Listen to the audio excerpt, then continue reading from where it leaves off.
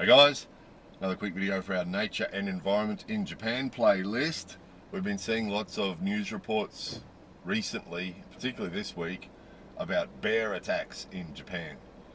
So apparently since April there's been 109 people injured by bears, and 2 of those people died. So there's always experts when anything like this happens. There's always experts, aren't there, in the media that have their opinions as to why.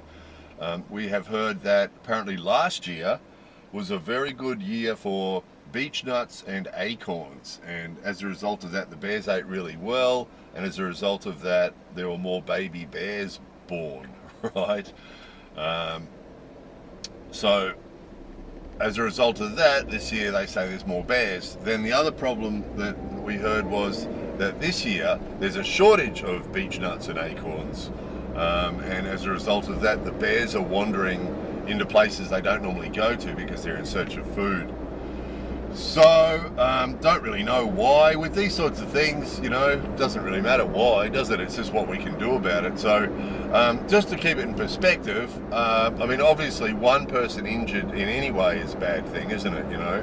But to keep it in perspective, 109 people injured out of 125 million people means your chances of being hurt by a bear in Japan is less than 1 in a million. And your chances of being killed by a bear is less than 1 in 50 million. So that's this year when there's been more attacks than normal. So to put it in perspective, it's more dangerous driving on this road here, statistically, than it would be my chances of being attacked by a bear in Japan. So it's worth remembering that, isn't it? From a practical point of view, if you're coming to Japan, you're going to be in the countryside, particularly in the northern parts of Japan or the northeastern parts of Japan. That's usually where these things happen most commonly. There's other places in Japan too. Central Japan here, we showed you a video once on the Nakasendo, and that's sort of central Japan, and we were up on the Nakasendo, which is the old walking route that goes through the mountains of central Japan, and there are a lot of bear warning signs. Usually if there are any bears around at all, usually they have lots of warning signs around.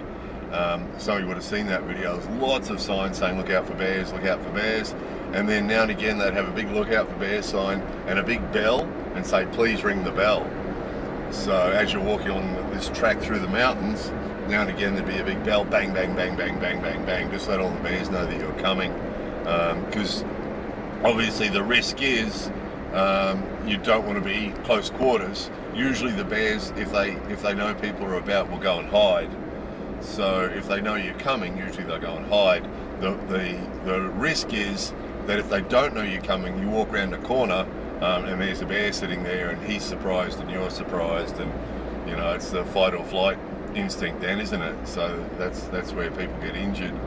So they're not aggressive usually, you know, they're sort of not a real big bear, the Japanese bear, and they're not super aggressive usually unless they're cornered or unless they're super hungry or something like that. So as long as you make lots of noise, they sell bells up in the mountains, these places where you get bears. Usually that most of the shops have bells for sale that you can hang on your clothes or hang on your bags as you're walking, so you make lots of noise when you're walking. So usual thing with wild animals, isn't it? You know, if you make lots of noise and they know you're coming, the chances of having an encounter with one or getting hurt by one is really remote. So what we're seeing on those news reports,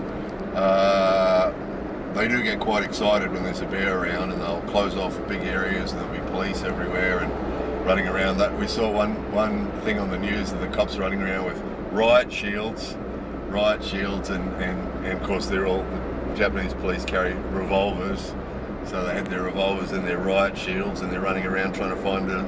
In that case there was actually a bear in a residential area, which is pretty rare. I mean, usually what happens is it's usually farming people up in the mountains that, you know, the bears have come down to raid the farm, and they encounter the owner of the farm, and you know the farmer loses and gets scratched up. The other cases that we saw were like 60-year-old people, 70-year-old people, which is about the age of most of the farmers. So, you know, they run into a bear, and the bear wins, you know, and they get scratched up. So that's usually the case. However, now and again, as they're roaming to find food, sometimes they will end up in a residential area, and I mean not the centre of the city or anything, but just in a residential area of a town or somewhere like that.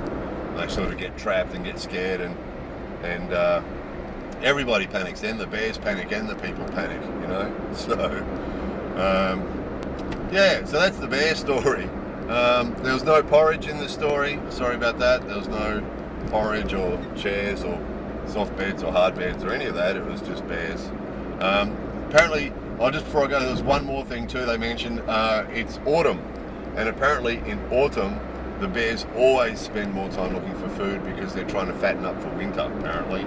So those of us who come from countries where we don't have bears find all this quite interesting because, you know, haven't any experience of bears, so it's all interesting when those news reporters come on. I'm always listening carefully to learn more about how and why and where.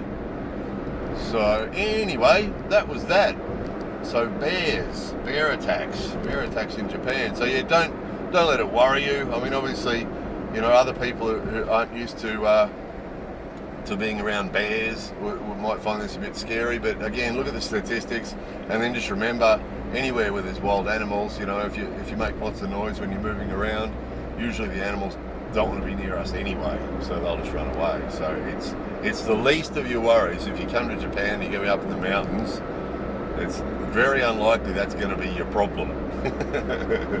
More likely your credit card won't work, or you'll twist an ankle on a rock or something like that. Don't worry about bears, just make lots of noise. For some people that comes easier than others, doesn't it? Just got a flashback on that video recently about travelling with a noisy friend. This might actually be an example of where travelling with a noisy friend would be a good thing.